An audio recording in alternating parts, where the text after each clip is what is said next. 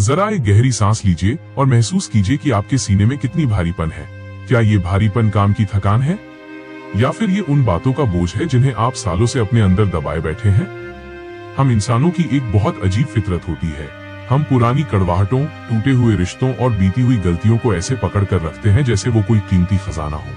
लेकिन सच तो ये है कि ये यादें खजाना नहीं, बल्कि वो जहर हैं जो धीरे धीरे हमारी रूह को खत्म कर रही हैं। आज मैं आपको डेमन ज़हारिएट्स की किताब द आर्ट ऑफ लेटिंग गो के उन गहरे रहस्यों के बारे में बताऊंगा जो आपको सिखाएंगे कि अपनी मुट्ठी खोलना और उन चीजों को जाने देना क्यों जरूरी है जो अब आपके काम की नहीं है। आज हम सिर्फ बात नहीं करेंगे, आज हम खुद को आजाद करेंगे। अक्सर हमें लगता है कि अगर हम किसी इंसान को माफ नहीं करेंगे या अपनी हार को भूलेंगे नहीं तो हम खुद को बचा रहे हैं। लेकिन क्या आपने कभी गौर किया है कि जब आप किसी से नफरत करते हैं तो आपका दिमाग 24 घंटे उसी के बारे में सोचता रहता है?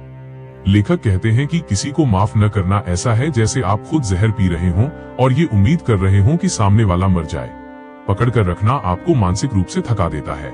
ये आपकी रचनात्मकता, क्रिएटिविटी को मार देता है और आपको वर्तमान की खुशियों से दूर रखता है। याद रखिए, जिस चीज को आप छोड़ने से डर रहे हैं वही चीज आपको गुलाम बना रही है। हमारी सबसे बड़ी समस्या ये है कि हम अपनी भावनाओं के साथ इतने जुड़ जाते हैं कि हम भूल जाते हैं कि हम कौन हैं। अगर हमें गुस्सा आता है तो हम गुस्सा बन जाते हैं। अगर हम उदास होते हैं तो हम उदासी बन जाते हैं। किताब हमें एक बहुत जरूरी सबक सिखाती है। आपकी भावनाएं आपके अंदर के मेहमान हैं, आपका मालिक नहीं। जैसे एक रेलवे स्टेशन पर ट्रेनें आती हैं और चली जाती हैं, वैसे ही भावनाओं को आने दें और जाने दें। उन्हें पकड़कर बैठने की जरूरत नहीं है। बस एक दर्शक, ऑब्जर्वर बनिए। जब आप अपनी भावनाओं को दूर से देखना शुरू करते हैं तो उनका आप पर से काबू खत्म होने लगता है। हम में से बहुत से लोग इसलिए दुखी हैं क्योंकि हम परफेक्ट होना चाहते हैं। हम चाहते हैं कि सब हमें पसंद करें, हमारा हर काम सही हो। लेकिन द आर्ट ऑफ लेटिंग गो कहती है कि ये परफेक्शन का भूत ही हमारे तनाव की असली वजह है। अपनी गलतियों को स्वीकार करना सीखिए। आप एक इंसान हैं, भगवान नहीं। आपसे गलतियां होंगी, लोग आपको छोड़कर जाएंगे, आपकी योजनाएं फेल होंगी और ये सब नॉर्मल है। जब आप इस बात को स्वीकार कर लेते हैं कि जिंदगी अनिश्चित है, तब आप हर छोटी बात पर परेशान होना छोड़ देते हैं। अपनी कमियों को लेट गो कीजिए, उन्हें गले लगाइए।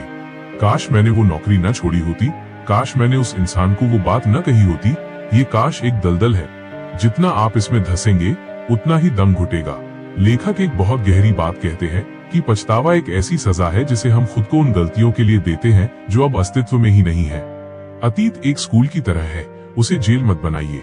जो हुआ उससे सबक लीजिए और आगे बढ़िए। जिस पल आपने सबक सीख लिया, उस पल, उस घटना का आपकी जिंदगी में मकसद पूरा हो गया। अब उसे पकड़कर रखने की कोई तुक नहीं बनती। हम अपनी जिंदगी का आधा हिस्सा ये सोचने में बिता देते हैं कि लोग क्या कहेंगे। हम दूसरों की पसंद के कपड़े पहनते हैं, दूसरों की पसंद का करियर चुनते हैं।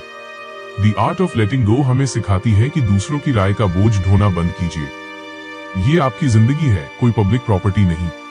जो लोग आपकी कद्र नहीं करते, उन्हें अपनी मानसिक शांति, मेंटल पीस खराब करने का हक मत दीजिए। जब आप दूसरों को खुश करने की जरूरत को छोड़ देते हैं, तब आप पहली बार अपनी असल जिंदगी जीना शुरू करते हैं। लेखक कहते हैं कि लेटिंग गो कोई जादू नहीं है, ये एक प्रैक्टिस है। हर दिन खुद से पूछिए, क्या ये चीज मेरे भविष्य के लिए जरूरी है? अगर जवाब नहीं है तो उसे विदा कर दीजिए। अपने घर से फालतू सामान निकालिए, अपने फोन से नेगेटिव लोगों के नंबर हटाइए और अपने मन से उन यादों को रुखसत कीजिए जो अब सिर्फ दर्द देती हैं। अपनी मुट्ठी खाली कीजिए ताकि कायनात उसमें कुछ नया भर सके। दोस्तों, एक पुराना चीनी मुहावरा है, अगर आप बहती हुई नदी को पकड़ना चाहेंगे तो वो आपके हाथ से निकल जाएगी, लेकिन अगर आप हाथ खोलकर पानी को बहने देंगे तो पूरी नदी आपकी होगी।